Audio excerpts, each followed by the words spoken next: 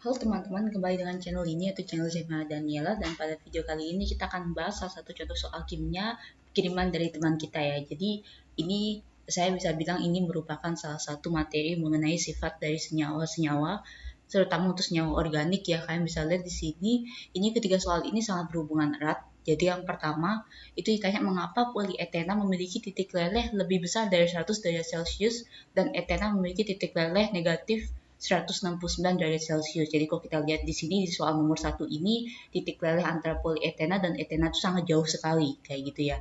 Dan untuk nomor 2, yang ditanya adalah mengapa amonia memiliki titik didih lebih rendah daripada air, dan yang ketiga mengapa etanol menguap pada suhu 78 derajat Celcius sementara di methyl ether menguap pada suhu min 24 derajat Celcius. Kita akan coba bahas satu-satu. Cuman yang di sini paling erat hubungannya mungkin untuk nomor 2 sama nomor 3 ya, karena itu semuanya membahas tentang titik didih. Kita akan bahas nomor 1 dulu. Pertama kita akan cek sekarang hubungannya antara polietena sama etena itu apa. Seperti yang kalian ketahui, polietena, kalau udah ada namanya poli, itu berarti pasti polimer dia ya. Ini pasti polimer, dan nama lain polietena ini ada macam-macam. Polietena ini biasa disingkat dengan PE, dan ini juga singkatan PE ini juga digunakan sebagai simbol dalam jenis plastik ya, karena polietena ini dalam kehidupan sehari-hari itu digunakan sebagai plastik. Dan polietena ini memiliki nama lain, contohnya seperti polietilena dan ada juga politen. Dua-duanya, ketiga-tiga nama ini semua sama, yaitu polietena kayak gitu ya. Dalam kehidupan sehari-hari, polietena ini paling umum digunakan sebagai kresek ya, atau tas plastik, dan sebagai botol plastik juga. Kita akan cek sekarang untuk struktur polietena itu dia seperti ini dia. CH2, atau saya nulisnya H2C ya, sama aja sebenarnya sih. H2C, ini CH2, seperti ini dia. Jadi dia dihubungkan dengan tanda kurung siku seperti ini. N seperti itu, karena dia seperti yang tadi saya sudah bilang bahwa polietena itu merupakan polimer, oke? Dan polimer itu adalah senyawa organik yang sangat besar sekali ukurannya, dan dia tersusun dari monomer.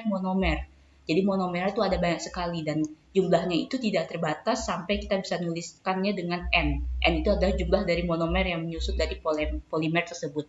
Monomer dari polietena itu adalah etena. Jadi etena itu merupakan monomer dari polietena. Etena itu merupakan salah satu alkena yang paling sederhana dengan rumus kimianya itu adalah C2H4, dan dia juga punya nama lain seperti etilena. Jadi etena itu nama IUPAC-nya, dan etilena itu adalah nama yang biasa orang gunakan, nama trivialnya. Dan C2H4 itu dia strukturnya seperti ini dia. Dia seperti ini, H2C rangkap 2 dengan CH2. Jadi kalian bisa lihat di sini bahwa etena dia bisa mengalami polimerisasi, dia akan membentuk polietena. Kalian bisa lihat di sini dapat pemutusan ikatan rangkap 2-nya, dan dia bisa membuat itu jadi ikatan tunggal, dan kedua ikatan lainnya itu dia akan membentuk ke kiri dan ke kanan dan berikatan dengan monomer etena lainnya, itu yang disebut dengan polimer. Dan kita lihat di sini mengapa polimer itu memiliki titik leleh yang sangat tinggi ya, lebih besar dari 100 derajat Celcius. Saya waktu ini sempat cek juga bahwa titik leleh polietena itu hampir 150 derajat Celcius, tetapi etena dia memiliki titik lelehnya negatif, min 169 derajat Celcius. Nah, hal ini disebabkan karena sebenarnya pada semua senyawa organik, semua polimer pada senyawa organik itu kan seperti yang saya sudah bilang ya, polimer itu dia tersusun dari rantai yang sangat panjang. Kalian sudah bisa lihat di sini bahwa polietena itu tersusun dari monomer kayak gitu ya kan. Nah, itu begitu juga dengan polimer yang lain. Jadi, polimer itu dia tersusun dari molekul yang sangat panjang, dan otomatis dia mengandung rantai karbon yang cukup panjang juga. Dan kalian bisa lihat di sini bahwa setiap rantai karbon ini dia tersusun dari ikatan kovalen yang saling menghubungkan mereka dengan satu yang lain.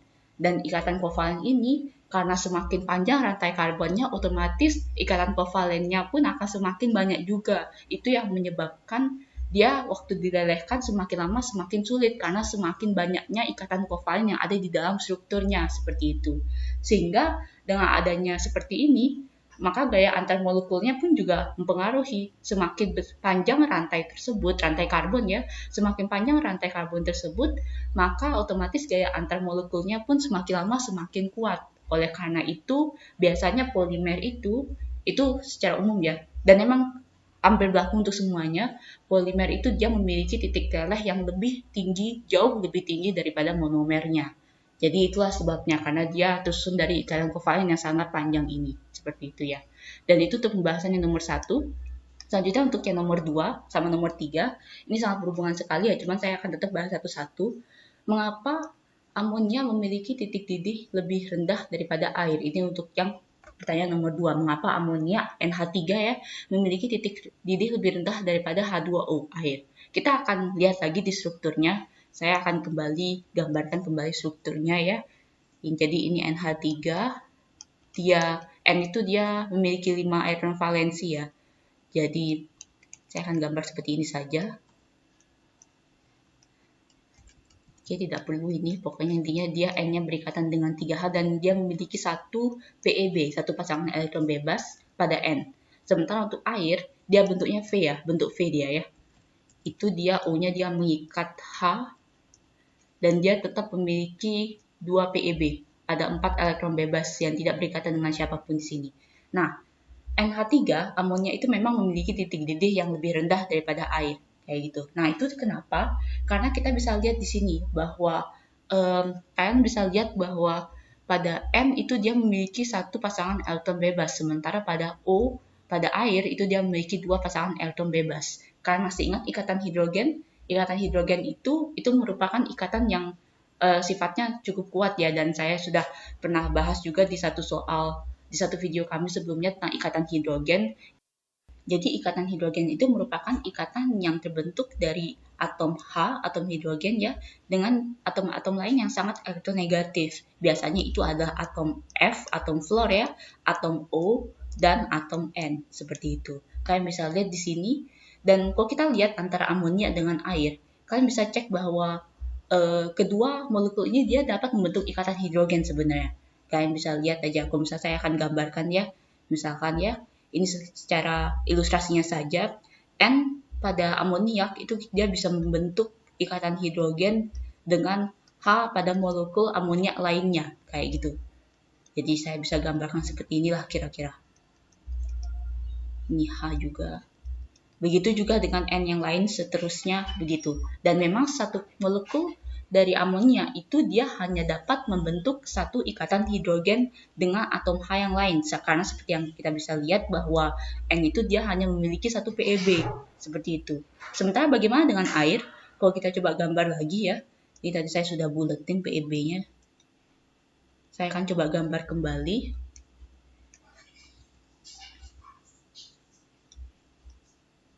Misalkan seperti ini ya. Ini H, ini satu molekul air, dia memiliki 2 PEB O-nya, dan otomatis satu atom O pada sebuah molekul air itu dia dapat langsung sekaligus membentuk 2 ikatan hidrogen. Jadi kita bisa lihat sini, ikatan hidrogen itu disimbolkan dengan garis putus-putus ya. Nah, seperti ini dia. Oke, begitu juga dengan yang lainnya, dia bisa membentuk lagi ikatan hidrogen dengan atom H pada molekul yang lain. Pada molekul air yang lain. Nah, begitu juga seterusnya untuk atom O yang lain. Seperti ini. Nah, seperti itulah, kayak gitu. Nah, kalau misalnya kita lihat di sini, bahwa itu terlihat jelas ya, bahwa antara molekul amonia dengan molekul air, satu molekulnya, itu dia dapat membentuk satu ikatan hidrogen pada amonia, dan pada air dia dapat sekaligus membentuk 2 ikatan hidrogen. Nah, jadi kalian bisa lihat bahwa dalam satu molekul amonia dia hanya bisa membentuk satu ikatan hidrogen saja, sementara pada pada air satu molekulnya dia bisa membentuk 2 ikatan hidrogen sekaligus. Dan kalau misalnya kalian yang masih ingat materi saya sebelumnya mengenai ikatan antar molekul atau gaya antar molekul, ikatan hidrogen itu merupakan salah satu bentuk dari ikatan dipol-dipol. Jadi itu merupakan ikatan antar molekul ya. Jadi itu merupakan ikatan salah satu jenis ikatan dipol-dipol, dan ini merupakan ikatan yang paling kuat di antara ikatan antar molekul yang lainnya, ikatan hidrogen ini. Cuman tetap ikatan hidrogen masih lebih lemah ikatannya dibandingkan ikatan kovalen dan ikatan ionik seperti itu. Cuman dibandingkan dengan ikatan antar molekul yang lain, ikatan hidrogen itu merupakan ikatan yang paling kuat. Nah, kalau misalnya kita lihat di sini ya sudah jelas, berarti otomatis dengan adanya ikatan hidrogen yang lebih banyak diikat pada air, dia akan pasti lebih susah untuk memutuskan ikatan hidrogennya apabila dia mendidih. Seperti itu, karena kalau mendidih kan dia mengubah fasenya itu menjadi fase gas. Otomatis ada ikatan yang diputuskan ikatan hidrogennya. Jadi otomatis yang amonia yang punya satu ikatan hidrogen saja, dia akan jauh lebih mudah mendidih ketimbang air yang memiliki dua ikatan hidrogen. Seperti itu. Itu untuk pembahasan yang nomor 2. Yang nomor 3 sebenarnya pembahasannya sangat mirip sekali dan sangat erat kaitannya dengan pembahasan yang nomor 2 sebenarnya ya. Jadi kalian bisa lihat soalnya di nomor 3, mengapa etanol menguap pada 78 derajat Celcius sementara di methyl ether itu menguap pada min 24 derajat Celcius. Ini sebenarnya sangat persis.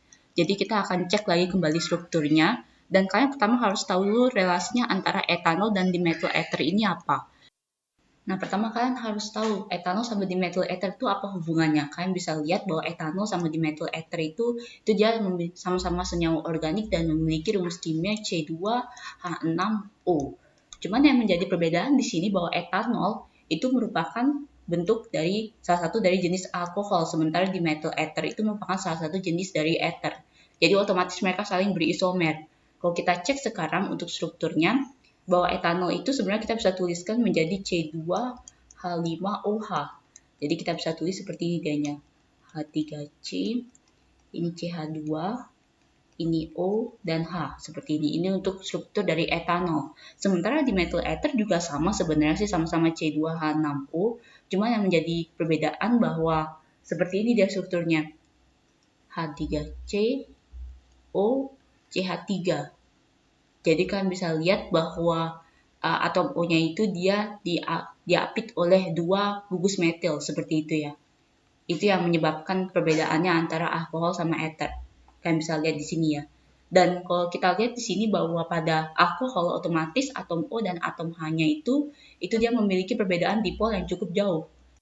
Karena kalian bisa lihat di sini bahwa antara O sama H itu dia memiliki perbedaan elektronegatifan yang cukup tinggi, ya kan? Kalian bisa lihat di sini bahwa dia memiliki perbedaan elektronegatifan yang cukup tinggi, bahwa O lebih elektronegatif daripada H. Itu pada etanol, pada alkohol. Sementara kalau pada ether, kalian bisa lihat di sini ya, di struktur ether, kalian bisa lihat bahwa O itu dia diapit oleh dua gugus metil kan? O itu dia diapit oleh dua gugus metil yang di sebelah kiri dan di sebelah kanan. Berarti otomatis dia tidak terlalu elektronegatif atom O-nya yang ada di sini. Nah, kita akan cek kembali strukturnya ini dan kita hubungkan dengan ikatan hidrogen tadi. Jadi kalau kita lihat di sini berdasarkan definisi keelektronegatifan yang tadi saya sudah jelaskan, bahwa pada alkohol, terutama pada etanol yang kita bahas, itu dia dapat membentuk ikatan hidrogen dengan molekul etanol yang lain. Karena seperti yang saya sudah bilang bahwa O itu sangat elektronegatif, sementara H sangat elektropositif. Jadi dia bisa membentuk ikatan hidrogen dengan atom H lain pada molekul etanol yang lain. Seperti itu. Nah, jadi dia seperti ini dia.